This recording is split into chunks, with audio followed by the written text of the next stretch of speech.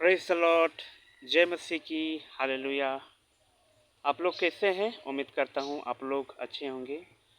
मेरे प्रियो, आप लोगों के बीच में मैं एक वचन को इस समय शेयर करना चाहता हूँ और वह वचन है मत्ती रचित सुसमाचार अध्याय 21 का 1 से लेकर 3 तक। ऐसा लिखा है, मैं इस समय वचन को पढ़ता हूँ। जब वे यरूशलेम के निकट पहुँचे और जैतून पहाड़ पर बेतफगे के पास आए, तो यीशु ने दो चेलों को यह कहकर भेजा, सामने के गांव में जाओ। वहां पहुंचते ही एक गदही बांधी हुई और उसके साथ बच्चा तुम्हें मिलेगा। उन्हें खोलकर मेरे पास ले आओ।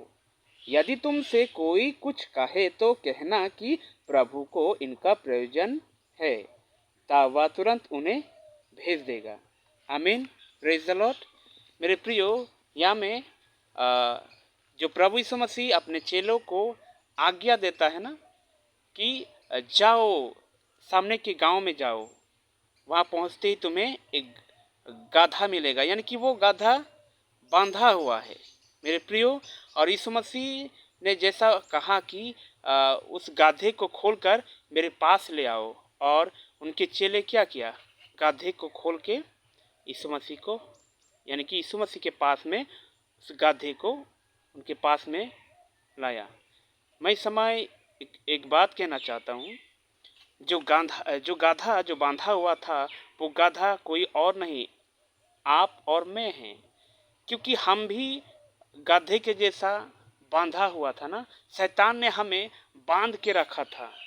तो यीशु ने हमें क्या किया? स्वतंत्र किया हमें पाप से ना, यानी कि हमें आज़ाद किया। हर एक गुलामी से हमें क्या किया? प्रभु आज़ाद किया ना, स्वतंत्र किया। मैं इस समय और एक बात कहना चाहता हूँ। यीशु मसीह ने हमें क्या किया? स्वतंत्र किया, पाप से आज़ाद किया, हमें छुटकारा किया। उनके लहू के जरिए, यीशु के लहू के जरिए हमें क्या हुआ? हमें छुटकारा मिला, हमें सब कुछ मिला। लेकिन आज भी आप और मैं वही गधे के जैसा ही बांधे हुए रहते हैं। पूछो क्यों? क्योंकि जब पहुंचते हैं तो हम लोग क्या करते हैं? जब चर्च जब शुरू होता है तो हम घर में ही रहते हैं, और बहुत सारा हम बहाना को ढूंढते हैं ना। और मैं बोलना चाहता हूँ इस समय में बहुत महिला हो या पुरुष हो, मतलब उस समय बहुत वो बहानाबाजी ही करते हैं। मतलब वो चर्च जाना ही नहीं चाहते हैं। उन्हें बोलना पड़ता है कि तुम चलो चर्च में जाओ। किसी किसी को तो कॉल करना पड़ता है, हेलो क्या कर रहे हो, मैं तो अभी तक सोया हुआ हूँ। तो वो भी उस गधे के जैसा बांधा हुआ है। तो अगर किसी को ये कहना पड़ता है कि चलो चर्च में जाओ, चलो प्रार्थना में जाओ, अगर बोलना पड़ता है, तो वो व्यक्ति अभी तक बांधा हुआ है। अगर किसी को यानी कि प्रार्थना करने के लिए अगर उससे बोलोगे कि तुम प्रार्थना करो, तुम प्रार्थना नहीं करते, तुम प्रार्थना करो, तुम बाइबल पढ़ दो, अगर उसे बोलने के वजह से वो अगर बाइबल पढ़ता है, बोलने के वजह से अगर वो चर्च जाता है, तो वो भी बांधा हुआ व्यक्ति है मेरे प्रिय। उस गधे के जैसा वो भी बांधा हुआ है। प्रभु यीशु मसीह ने हमें स्वतंत्र किया है, इसलिए हमें उस बांधा हुआ जैसा हमें नहीं रहना है। ये खुद को ही ये समझना है कि आज संडे है, मुझे चर्च में जाना है, मुझे सुबह जल्दी उठना है, मैं प्रभु की आराधना में जाऊंगा, मैं प्रभु की सेवा करूंगा ना। ऐसे सोच के मतलब सुबह जल्दी उठना है।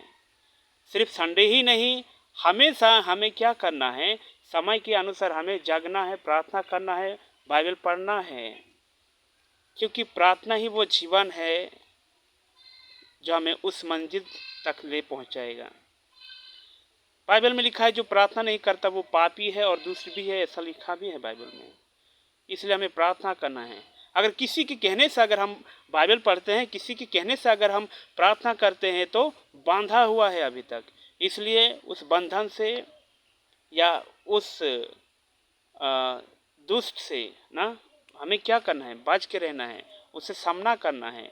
बार बार हमें हमें क्या करते हैं ना, आपको और मुझे वो हमेशा बांधने के लिए कोशिश करते हैं। टाइम में भी हमें बांधता है ना, बिजी बिजी में करके हमें बांधता है, मतलब हमें आगे बढ़ने नहीं देते हैं। हमें ऐसा शैतान बिजी में रखना चाहता है कि हम प्रभु को समय ना दे पाएं। शैतान का तो वही चाल है, लेकिन हम भी शैतान को ज़्यादा ही वोट देते हैं, लेकिन प्रभु यीशु मसीह को नहीं। इसलिए हमें क्या करना है, यीशु मसीह को ज़्यादा ही वोट देना है और हमेशा उनमें लगे रहना है।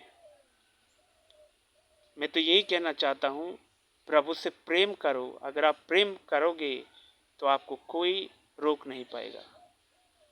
प्रभु इस वचन के जरिए अधिकार शासित करे। आमीन। Praise the Lord.